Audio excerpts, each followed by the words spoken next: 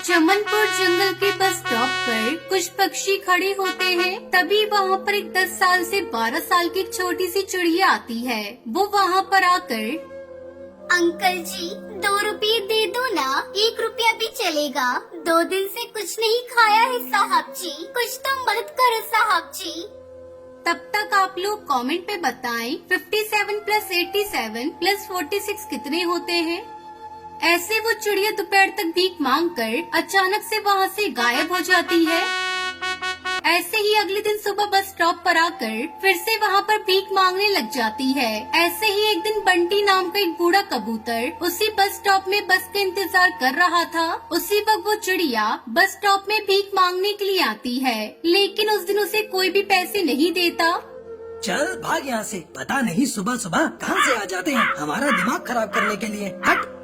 ऐसा कहकर उस नन्ही चिड़िया को डांट कर वहाँ पर खड़ा बंटी कबूतर देख रहा होता है। उस चिड़िया के पास थोड़े बहुत चिल्लड़ थे, इसलिए वो वहाँ से जा रही होती है कि तभी एक पेड़ से टकराकर गिर जाती है। उसके नीचे गिरते ही उसके सारे चिल्लड़ कटोरी से नाली में गिर जाते हैं। टुनटुनी वहीं पर रोने लग जाती है। वो सब देखने के बाद बंटी कबूतर चुप नहीं रह पाता। वो तुरंत उस टुनटुनी चिड़िया के पास जाकर, चुप हो जा बेटा, रोना बंद करो। ये कहते हुए बंटी सोच में पड़ जाता है कि काफी तरस आ रहा है, इसे थोड़ा पैसा देना सही रहेगा। शायद नहीं, पैसा देना ठीक नहीं होगा। आजकल भीख मांगकर बच्चे गलत नशे करते हैं। अगर मैं तुम्हें पैसे दूंगा तो क्या करोगी? उन पैसों से मैं खाना खरीदूंगी नाना जी, मैं झूठ तो नहीं बोल रही हूँ।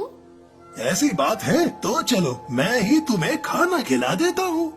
ये कहकर बंटी उसे खाना खरीद कर दे देता है। खाना लेकर टुनटुनी चिड़िया वहाँ से चली जाती है। उसके बाद अगले दिन फिर से वो टुनटुनी चिड़िया बस स्टॉप पर भीख मांगने के लिए आती है। बंटी कबूतर फिर से उसे खाना खरीद कर दे देता है। ऐसे ही कुछ दिन बीत जाते हैं। ऐसे ही एक दिन उस चिड़िया को खाना देने के बाद बंटी को उस पर संदेह होता है। आखिर ये चिड़िया कौन है? अगर ये सच में सिर्फ खाने के लिए भीख मांगती है तो ये बिना खाए उस खाने को कहाँ लेकर जाती है? ये कहते हुए बंटी कबूतर उसका पीछा करना शुरू करता है, लेकिन कुछ दूर तक पीछा करने के बाद वो चिड़िया अचानक से गायब हो जाती है। निकल गई, आज नहीं तो कल ही सही, लेकिन मैं ये पता लगा कर रहूंगा कि वो रोज खाना लेकर जाती कहाँ है और करती क्या है।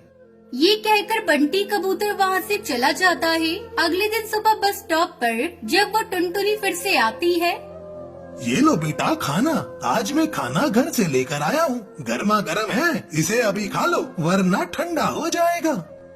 शुक्रिया नाना जी, लेकिन मैं इसे घर ले जाकर खाऊंगी, आप चिंता मत करो। ऐसे बड़बड़ाते हुए कहकर वो वहाँ से चली जाती है और बंटी कबूतर भी उस टुनटुनी का पीछा करता है। वो चिड़िया भागते हुए कचरे से भरी हुई एक छोटी सी झोपड़ी में जाती है। बंटी कबूतर भी छुपके से उस झोपड़ी के पास आकर उस झोपड़ी की खिड़की से देखता है कि उसमें एक छोटी सी चिड़िया और एक जमीन पर पड़ी बीमार टूनी चिड़िया थी। दीदी आ गई, दीदी आ गई, अपना खाना लेकर आ गई है। ये बात सुनकर बीमार पड़ी उनकी माँ मुश्किल से उठती है। स्कूल जाकर खेलने कूदने की उम्र में अपने पिता की मौत की वजह से इतनी मुसीबत का सामना करना पड़ रहा है मेरे बच्चों को। मेरी बेटी एक पैर से अपाहिज होने के बावजूद हमारे लिए रोज खाना लेकर आ रही है। पता नहीं कितनी पंछियों के सामने हाथ फैला रही है। इस मुश्किल घड़ी में मेरी हालत भी ऐसी है कि मैं कुछ नहीं कर सकती। ये कहते हुए वो रोना शुरू कर देती है। चुप हो जाओ माँ, एक बार आपकी सेहत ठीक हो जाएगी तो हमारे साथ सब अच्छा ही होगा। ऊपर वाला हमारी मदद करेगा तो मैं और छोटी बहन फिर से स्कूल जाएंगे। पहले आप खाना खाकर इन दवाइयों को खा लो, वरना आपकी तबीयत और खराब हो जाएगी। ये सब देखने के बाद बंटी अपने आप को रोक नहीं पाता और झोपड़ी में अंदर आ जाता है। नाना जी आप यहाँ? मैं तुम पर शक करते हुए यहाँ तक आ गया था बेटा, लेकिन मुझे यहाँ आने के बाद ही पता चला कि तुम कितनी मुसीबत में हो। क्या बताऊं नाना जी, पिताजी के गुजरने के बाद माँ की तबीयत काफी खराब हो गई है। बहन छोटी है। जब मैं काम की तलाश में गई तो कुछ पक्षियों ने अपाहिज कहकर और कुछ पक्षी ने छोटी बच्ची कहकर काम पर रखने से इनकार कर दिया। मेरे पास और कोई रास्ता नहीं था, इसलिए मैंने भीख मांगनी शुरू कर दी। आज से तुम्हारी देखभाल मैं करूँगा। तुम दोनों अच्छे से स्कूल जाकर मजे से खेल सकते हो। तुम्हारी माँ का भी एक अच्छा हॉस्पिटल में इलाज करवाएंगे। अच्छे लोगों के साथ ऊपर वाला रहता है। ये बातें सुनने के बाद उन तीनों की खुशी का कोई ठिकाना नहीं था। ऐसे ही तब से वो सब एक परिवार की तरह अच्छे से रहने लगते हैं।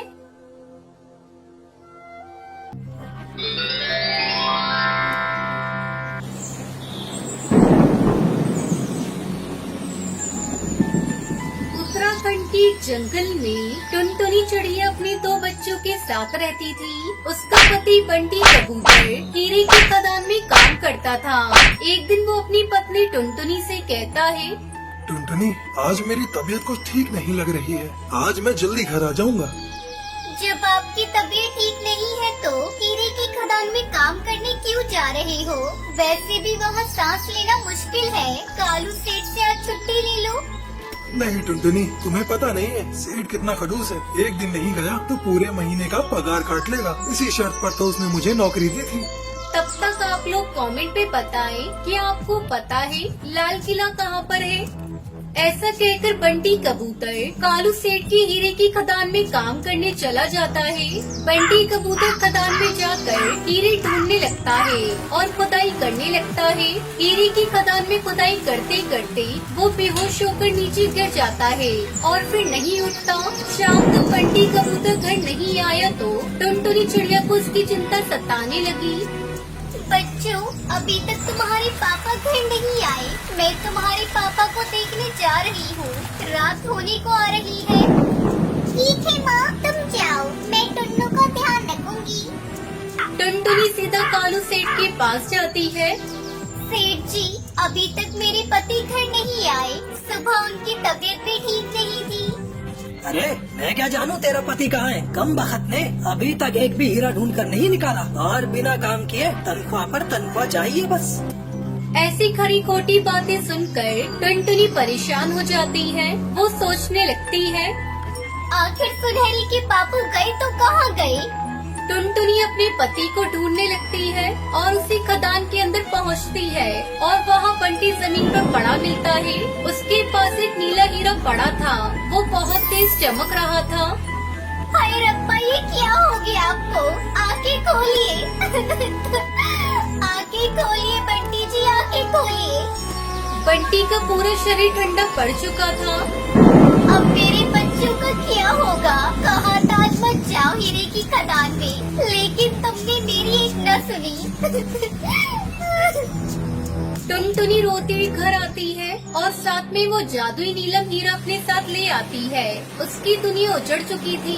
बच्चे भी पिता की मौत की खबर सुनकर रोने लगते हैं। कई दिन इसी तरह बीत जाते हैं। घर में चूल्हा तक नहीं जला था। मम्मी, भूख लगी है, कुछ खाने को दो ना। दुखी टुनटुनी कालू सेठ के पास इस उम्मीद से जाती है कि कभी बंटी की तनख्वाह उसे मिल जाए ताकि कुछ दिन तक तो उसको सहारा लग सके। क्या रे, तेरे पति ने जो मेरा नुकसान किया है उसकी भरपाई कौन करेगा? उसने मेरे पूरे 2 महीने बर्बाद किए और मुफ्त की तनख्वाह ली। तू भाग जा यहाँ से, नहीं तो तुझे भी मैं खदान के काम पर लगा दूंगा। ठीक है सेठ जी, मैं आपकी खदान में काम कर लूंगी, पर मेरे बच्चे कई दिनों से भूखे हैं। कुछ मेरे पति के पैसे मिल जाते तो मैं उन्हें भोजन करवा देती। फिर मैं आपके लिए हीरा खदान में काम कर लूंगी। ठीक है, ये ले 10 रुपए और इस महीने मुझे हीरा जरूर चाहिए, वरना मैं तेरा घर तुझसे छीन लूंगा। टुनटुनी चिड़िया उदास मन से भोजन लेकर घर जाती है और अपने बच्चों को बुलाती है। सुनहरी और टुन्नू, जल्दी इधर आओ, मैं तुम लोगों के लिए भोजन लेकर आई हूँ। माँ की आवाज सुनकर बच्चे भागकर बाहर आते हैं। दोनों बच्चे खाना खाने लगते हैं और टुनटुनी की नजर उस चमकीले हीरे पर जाती है। काश हमारी किस्मत भी इस हीरे की तरह चमक जाए। अगर सेठ की खदान में काम नहीं करा तो सेठ हमारा घर भी छीन लेगा। क्या करूं, कहाँ जाऊं, किससे मदद मांगूं? डर के मारे टुनटुनी कालू सेठ के घर नहीं जाती और उस चमकीले हीरे को अपने आंगन में अपनी पति की याद में मिट्टी में दबा देती है। मैं इस हीरे को बेचकर अपने खाने का गुजारा कर सकती थी, लेकिन कालू सेठ को पता चला तो वो मुझे जिंदा मार देगा। अगले दिन जब टुनटुनी अपने घर के आंगन में निकलती है तो उसके आश्चर्य का ठिकाना नहीं रहता। पूरे आंगन में हीरे की फसल उगी हुई थी। चारों ओर हरे भरे पेड़ पर नीले चमकते हीरे दिखाई दे रहे थे। ये देखकर टुनटुनी खुश हो जाती है और वो जल्दी जल्दी हीरो को तोड़कर बाजार में बेचने चली जाती है। अब उसका पहले से भी ज्यादा बड़ा घर था और घर में खाने पीने की कोई कमी नहीं होती। इस तरह टुनटुनी हीरे की खेती करके खुशी खुशी अपने बच्चों के साथ रहने लगती है।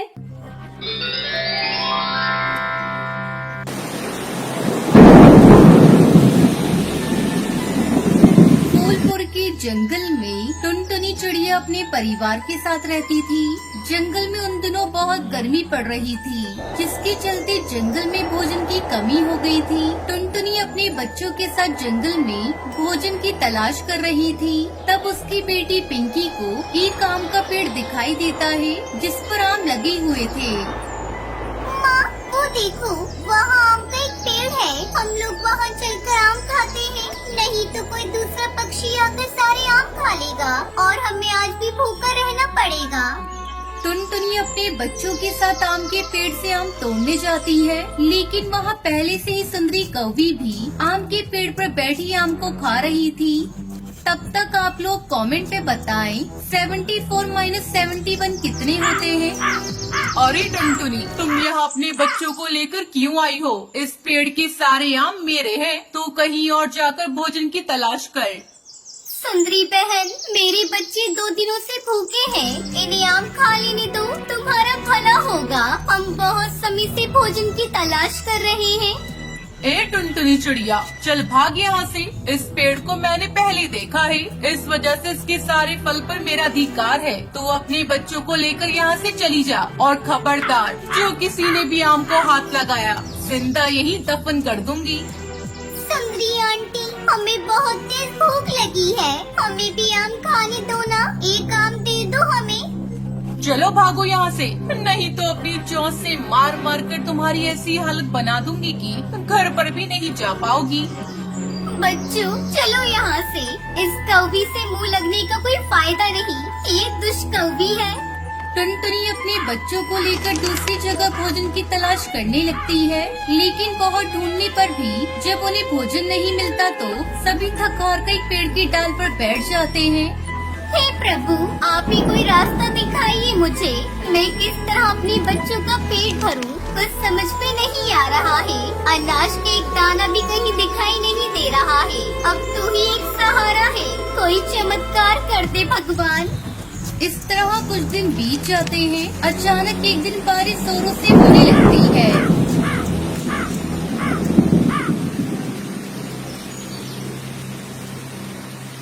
पूरे जंगल में पानी भर जाता है। टुनटुनी के बच्चे खिड़की पर बैठकर बारिश के मजे ले रहे थे। तभी पिंकी को पानी में बहती हुई एक पोटली दिखाई देती है। अगले दिन बारिश रुकने पर जब पिंकी घर से बाहर निकलती है, तब उसके घर के बाहर वही पोटली दिखाई देती है जो कल पानी में बह रही थी। पिंकी चिड़िया उस पोटली को खोलकर देखती है तो उसमें बहुत सारे तरबूज के बीज थे। मम्मा मम्मा, ये देखो, इस पोटली में बहुत सारे तरबूज के बीज है। चलो उसे हम लोग अपने घर के आंगन में बो देते हैं। फिर टुनटुनी चिड़िया अपने घर के आंगन में वो तरबूज के बीज बो देती है। कुछ ही दिनों में तरबूज के पेड़ पर बड़े बड़े तरबूज लग जाते हैं। एक तरबूज को तोड़कर पिंकी चिड़िया खाने लगती है। मम्मा, ये तरबूज तो बहुत ही स्वादिष्ट है, चलो उसे हम लोग बाजार में बेच देते हैं। हाँ पिंकी बेटा, तू ठीक कह रही है, यहाँ तो बहुत सारे तरबूज लगे हुए हैं। इतने सारे तरबूजों का हम लोग क्या करेंगे? चलो मैं और तुम मिलकर इसे बाजार में बेचते हैं। फिर टुनटुनी चिड़िया उसकी बेटी पिंकी चिड़िया तरबूज को तोड़कर बाजार में बेच देती है। तरबूज ले लो, तरबूज। देसी तरबूज ले लो, लाल लाल तरबूज ले लो, मीठे रसीले तरबूज ले लो। कुछ ही देर में उसके पास पैसों का ढेर लग जाता है, जिससे वो अपने बच्चों को उनकी पसंद के अच्छा भोजन और शिक्षा दिलाती है। इस तरह टुनटुनी चिड़िया अपने बच्चों के साथ तरबूज की खेती करके खुशी खुशी रहने लगती है। शिमला के जंगल में टुनटुनी चिड़िया अपने पति बूढ़े ससुर के साथ रहती थी। टुनटुनी का पति एक नंबर का आलसी था, लेकिन उसका ससुर लाला कबूतर बहुत ही मेहनती था। बुढ़ापे में भी घर का सारा बोझ उसी के कंधों पर था। वो बाजार में ठेला लगाता था और कचौड़ी सब्जी बेचा करता था। एक दिन लाला कबूतर अपने बेटे कालू से कहता है, बेटा कालू, अब मैं बूढ़ा हो चला हूँ। दिन भर काम करके मैं थक जाता हूँ। तुम शादीशुदा हो, तुम्हें भी घर की जिम्मेदारी उठानी चाहिए। तुम्हें भी मेरा साथ देना चाहिए। अकेले मुझसे दिन भर ठेले पर खड़ा नहीं हुआ जाता। पिताजी, आपको तो बस बहाना मिलना चाहिए। आपको तो पता है मुझे ठेले पर आपकी तरह कचौड़ी सब्जी बेचना अच्छा नहीं लगता है। मैं तो कोई बहुत बड़ा बिजनेस करूँगा। अरे करम जले, ख्वाब तो बड़े बड़े देखता है। ये नहीं जानता कि तू कितना आलसी है। जिंदगी भर घर में पड़ा पड़ा सपना ही देखता रहेगा, या कुछ करके दिखाएगा भी। तब तक आप लोग कमेंट में बताएं 56 डिवाइडेड बाय 9 कितने होते हैं।